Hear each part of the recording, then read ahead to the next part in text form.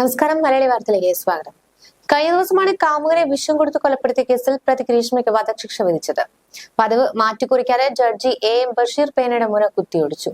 വധശിക്ഷാ വിധിയിൽ ഒപ്പിട്ട ശേഷം ജഡ്ജി പേനയുടെ മുന കുത്തിയൊടിക്കുന്നത് കീഴ്വഴക്കമാണ് കോടതികളിൽ.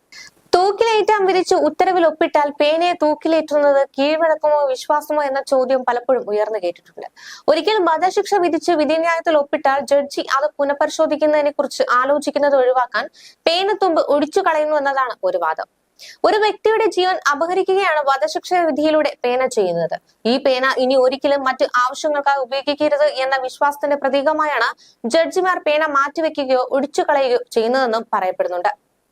യുവമോർച്ച സംസ്ഥാന വൈസ് പ്രസിഡന്റായിരുന്ന KT ജയകൃഷ്ണനെ ക്ലാസ് മുറിയിൽ കുട്ടികളുടെ മുന്നിലിട്ട് കൊലപ്പെടുത്തിയ കേസ് അന്ന് കേരള മനസ്സാക്ഷി ആകെ മരവിപ്പിച്ച സംഭവമായിരുന്നു. കുരുന്നു കണ്ണുകൾക്ക് മുൻപിൽ അരങ്ങേറിയ അപരാധം അപൂർവങ്ങളിൽ അപൂർവമെന്ന് കണക്കാക്കി 5 CPM പ്രതികൾക്ക് വധശിക്ഷ വിധിച്ചു. തലശ്ശേരി അഡീഷണൽ സെഷൻസ് കോടതി ജഡ്ജി KK ചന്ദ്രദാസ് പേനയുടെ മുന കുത്തിയൊടിച്ച ശേഷമാണ് ചേംബറിലേക്ക് പോയത്. 2003 ഓഗസ്റ്റിലായിരുന്നു ആ വിധി വന്നത്. ആലുവയിൽ അതിഥി തൊഴിലാളി കുടുംബത്തിലെ 5 വയസ്സുള്ള കുഞ്ഞിനെ തട്ടിക്കൊണ്ടുപോയി പീഡിപ്പിച്ചു കൊലപ്പെടുത്തിയ കേസിലെ പ്രതി ബീഹാർ സ്വദേശി അസ്ഫാഖ് ആലത്തിനും തൂക്കുകയറാണ് കോടതി വിധിച്ചത്. കഴിഞ്ഞ നവംബറിൽ വന്ന ശിക്ഷാവിധി പ്രസ്താവിച്ചത് വിചാരണ കോടതി ജഡ്ജി K സോമനായിരുന്നു. ശിക്ഷ വിധിച്ച് 197 പേജ് വിധിന്യായത്തിൽ ഒപ്പുവെച്ച ശേഷം പേനയുടെ മുന മേശപ്പുറത്ത് കുത്തിയൊടിച്ചു. പിന്നീട് അത് ജീവനക്കാർക്ക് കൈമാറി. വിഴിഞ്ഞം ശാന്തകുമാരി കൊലക്കേസിൽ 3 പ്രതികൾക്കാണ് കോടതി വധശിക്ഷ വിധിച്ചത്. നെയ്യാറ്റിൻകര അഡീഷണൽ ജില്ലാ സെഷൻസ് ജഡ്ജി AM ബഷീറും പേനയുടെ നിബ് ഒടിച്ചു കളഞ്ഞു.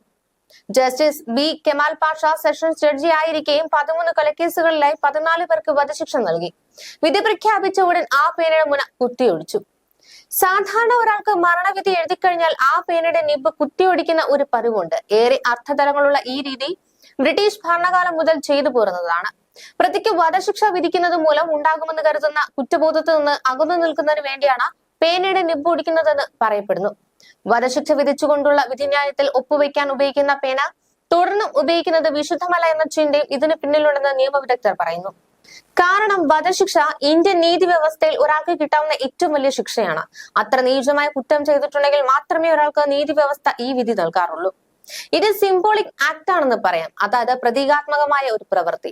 ഇത്തരം കുറ്റം ഇനി ആരും ചെയ്യരുത്, ഇനി ഇത്തരമൊരു ശിക്ഷ ആർക്കും നൽകാൻ ഇടവരരുത് എന്നതിന്റെ ഒരു സൂചന. ഇത്തരമൊരു ശിക്ഷ എഴുതിയ ഉറപ്പിച്ച പേന കൊണ്ട് ഇനി വീണ്ടും ഇത്തരം ശിക്ഷ എഴുതാൻ ഇടവരരുത് എന്നതിന്റെ സൂചന. വധശിക്ഷ എഴുതി ഈ പേന കറ പറ്റിയതാണെന്നാണ് വിശ്വാസം. പേനയുടെ മുന കുത്തിയൊടിക്കുന്നതിലൂടെ ജഡ്ജി പേനയിൽ നിന്നും ഈ ശിക്ഷയിൽ നിന്നും വിടുതൽ പ്രഖ്യാപിക്കുന്നു. പേന കുത്തിയൊടിച്ചാൽ ഈ വിധിയിൽ മറ്റാർക്കും ഒരു പുനർനിർണയത്തിന് അവകാശമില്ല എന്നാണ് അർത്ഥം.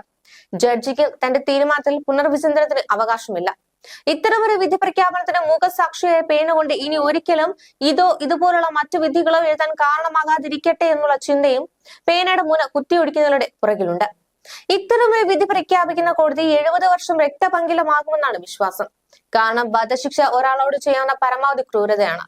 സങ്കടകരമെങ്കിലും അത്ര ക്രൂരമായ കുറ്റം ചെയ്ത വ്യക്തിക്കാണ് ഈ വിധി നൽകുന്നത്.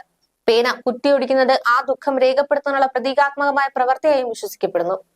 ഒരു വ്യക്തിയുടെ ജീവൻ എടുക്കാനുള്ള തീരുമാനത്തിന് ഉപയോഗിച്ച പേന മറ്റാവശ്യങ്ങൾക്കായി വീണ്ടും ഉപയോഗിക്കരുതെന്ന വിശ്വാസം ഇതിന്റെ പിന്നിലുണ്ട്. മറ്റൊരു സിദ്ധാന്തം ന്യായാധിപൻ കുറ്റബോധം കൊണ്ടാണ് പേന ഓടിക്കുന്നതെന്ന് പറയപ്പെടുന്നു. ഒരു വ്യക്തിയുടെ ജീവൻ എടുക്കാനുള്ള അധികാരം മറ്റൊരു മനുഷ്യന് ഇല്ല എന്നിരിക്കെ നിയമങ്ങൾ അനുസരിച്ച് തന്റെ ഔദ്യോഗിക കടമ മാത്രമാണ് താൻ നിർവഹിക്കുന്നത് എന്ന് സൂചിപ്പിക്കാനാകാം ഈ പ്രവൃത്തി.